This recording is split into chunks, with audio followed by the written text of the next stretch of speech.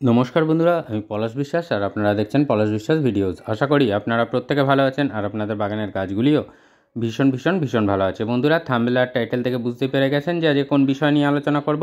হ্যাঁ বন্ধুরা, নাকচম্পা বা নাকচাপা গাছের পরিচর্যা এই সেপ্টেম্বর মাসে কীরকম হবে, প্রত্যেকটা নাকচাপা গাছে কিভাবে কেয়ার করবেন এবং নাকচাপা গাছ থেকে কিভাবে প্রচুর পরিমাণে ফুল পাবেন সেটা নিয়েই আজকের বিস্তারিত বলবো। একটু স্কিপ না করে সম্পূর্ণ ভিডিওটা দেখার অনুরোধ রইল। আর যারা আমার চ্যানেলের নতুন ভিউয়ার্স তাদের কাছে অনুরোধ করব চ্যানেলটি সাবস্ক্রাইব করে নিন এবং পাশে থাকা বেল আইকনটি প্রেস করে অল করে রাখুন, যাতে ভিডিও দেওয়ার সাথে সাথে নোটিফিকেশান আপনাদের মোবাইল স্ক্রিনে পৌঁছে যায় এবং অবশ্যই সবার সুন্দরভাবে সহজে আমরা বাগান করতে পারি। তাই বলবো বন্ধুরা, একদম স্টেপ বাই স্টেপ সমস্ত কেয়ার বলে দেবো আর সবটাই আপনাদেরকে দেখার অনুরোধ রইল। এবং তারপরেও যদি কোনো সমস্যা থাকে বা বাগান করতে গিয়ে যদি কোনো সমস্যা হয় তাহলে অবশ্যই কমেন্ট বক্সে কমেন্ট করবেন। আমি সবার সকলের প্রশ্নের উত্তর দিয়ে থাকি। আর মন চিরসবুজ রাখতে গেলে, পৃথিবী সবুজময় করতে গেলে আপনাকে বাগান করতেই হবে, আর সহজে বাগান করতে গেলে দেখতেই হবে পলাশ বিশ্বাস ভিডিওস। তো দেখুন, প্রত্যেকটা গাছের যে ডালে ডালে মাথার দিকে কিন্তু কুঁড়ি চলে এসেছে। তো কিভাবে এই জিনিসটা হচ্ছে এটাই সবচেয়ে বড় ব্যাপার, যে কি খাবার দিচ্ছি এবং কিভাবে খাবার দেওয়ার ফলে এত ব্রাঞ্চে এতগুলো কুঁড়ি চলে আসছে।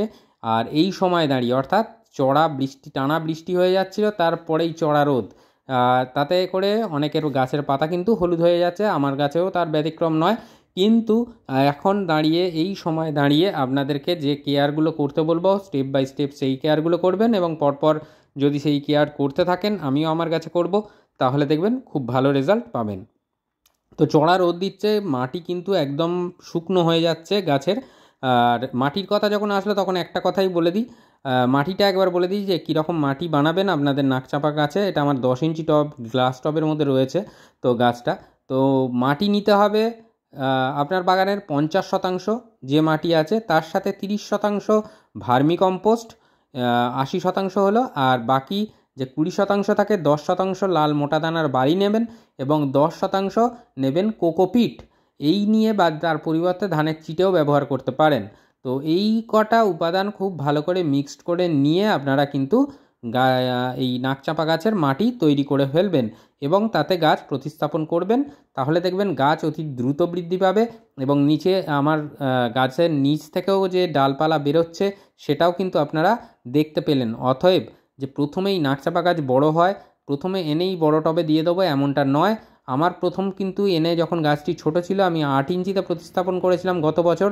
এই বছর ফেব্রুয়ারি মাসে আমি কিন্তু রিপোর্ট করে দিই এটাকে 10 ইঞ্চিতে। আমি চাইলে কিন্তু আরও বড় জায়গায় দিতে পারতাম, কিন্তু দেবো না একটাই কারণ যত এই গাছ রুট বাউন্ড করবে তত কিন্তু গাছ বৃদ্ধির থেকে লম্বায় বৃদ্ধির থেকে সাইডে বাড়বে আর নতুন ব্রাঞ্চ কিন্তু আনবে।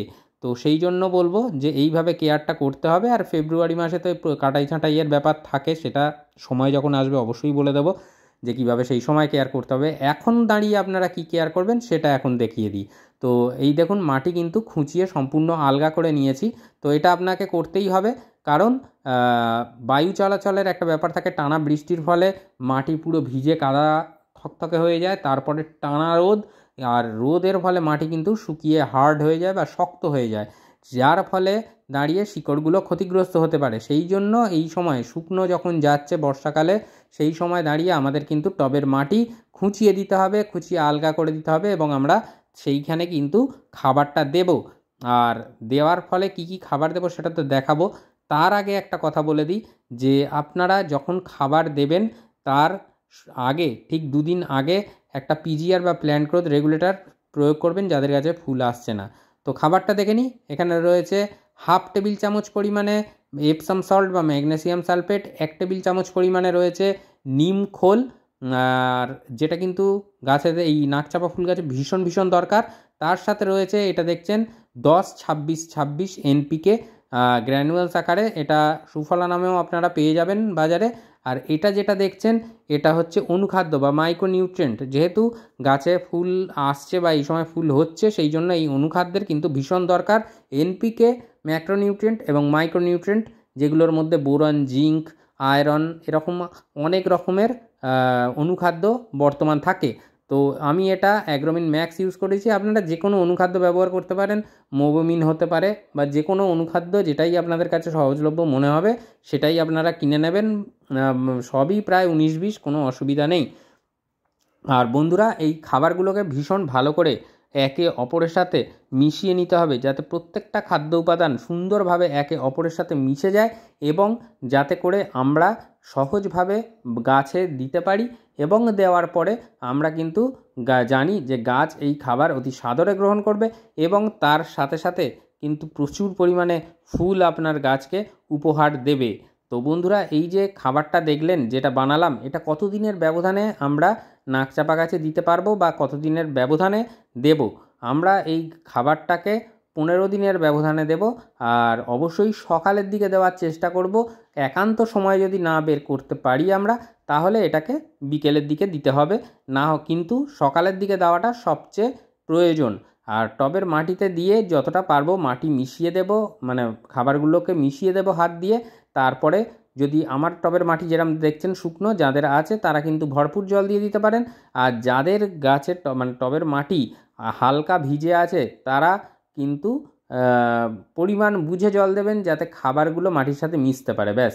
অতিরিক্ত জল দিতে যাবেন না। আর এই নাকচাপা ফুল গাছ কিন্তু গরমটা ভীষণ পছন্দ করে, তার সাথে সাথে মাটিটা থাকবে হালকা ভিজে, হালকা ময়েশ্চার মাটি থাকবে, তাতে করে কিন্তু ভীষণ ভালো রেসপন্স করে নাকচাপা ফুল গাছ এবং প্রচুর পরিমাণে ফুল আসে। আমি কমিউনিটি ট্যাবে ফুলও দিয়ে দেবো, ফুলের ছবি দিয়ে দেবো। আমি যেমন কমিউনিটিতে ফুলের ছবি আপলোড করি সেরকম করে দেবো এই নাকচাপা গাছে ফুলগুলো ফুটলেই। তো আপনাদেরকে একটাই কথা বলবো বন্ধুরা, অবশ্যই এইভাবে বাগান করতে থাকুন, সহজে বাগান করুন, কোনো অতিরিক্ত চিন্তাভাবনা নেবেন না, দেখবেন গাছ কিন্তু খুব ভালো থাকবে। অত্যধিক বেশি ভাবলে কিন্তু গাছের ক্ষতিও হয়ে যায় অনেক সময়, কারণ যত বেশি ভাবনা চিন্তা করব তত বেশি কেয়ার করার ইচ্ছা করবে, কিন্তু যে কেয়ার যতটুকু দেখায় ঠিক ততটুকুই করুন। দেখবেন, আমি কথা দিচ্ছি, আপনার বাগানের প্রত্যেকটা গাছ কিন্তু সুস্থ থাকবে, সবল থাকবে এবং অবশ্যই কুঁড়ি দেবে, কুঁড়ি আসবে, ফুল ফুটবে গাছ ভরে। তো আশা করি ভিডিওটা মোটামুটি বুঝতে পারলেন এবং যদি কোথাও সমস্যা হয় বুঝতে, তাহলে অবশ্যই প্রশ্ন করবেন। হ্যাঁ, তবে একটা কথা বলে দিই যে ভিডিওটা দেখবেন, তারপরে যদি বুঝতে না পারেন তখন প্রশ্নটা করবেন। অনেকেই কিন্তু এই জিনিসটা করছেন, যে প্রশ্নটা কিন্তু করছেন, সেটা কিন্তু আমি ভিডিওতে বলেছি, তারপরেও কিন্তু আপনারা প্রশ্ন করছেন। দয়া করে ওইভাবে না করে ভিডিওটা দেখুন। মাত্র তো 7-8 মিনিট 10 মিনিট সময় একটু না হয় ব্যয় করলেন। তো আশা করি গাছের ভালো হবে, গাছের উপকার হবে। তো আজকের মতো এ পর্যন্তই। আবার আসছি আগামীকাল নতুন কোনো ভিডিওর সাথে। ততক্ষণ সকলে সুস্থ থাকুন, ভালো থাকুন। আর প্রচুর পরিমাণে গাছ লাগানোর পাশাপাশি পাশের বাড়ির মানে পরিজনদের, প্রিয় পরিজনদের আপনারা বলুন যে বাগান করতে, কারণ মন ভালো রাখবে একমাত্র গাছ, আর তার সাথে জীবনদায়ী অক্সিজেনটাও কিন্তু দেবে। আমাদের কথা ভেবে অবশ্যই বন্ধুরা, আমাদের ভবিষ্যৎ প্রজন্মের কথা ভেবে আমাদের প্রত্যেককে কিন্তু বাগান করতে হবে এবং অন্যজনকেও অনুপ্রেরণা যোগাতে হবে যাতে তাঁরাও বাগান করেন। তো আজকের মতো এ পর্যন্তই। খুব ভালো থাকবেন সকলে। নমস্কার বন্ধুরা।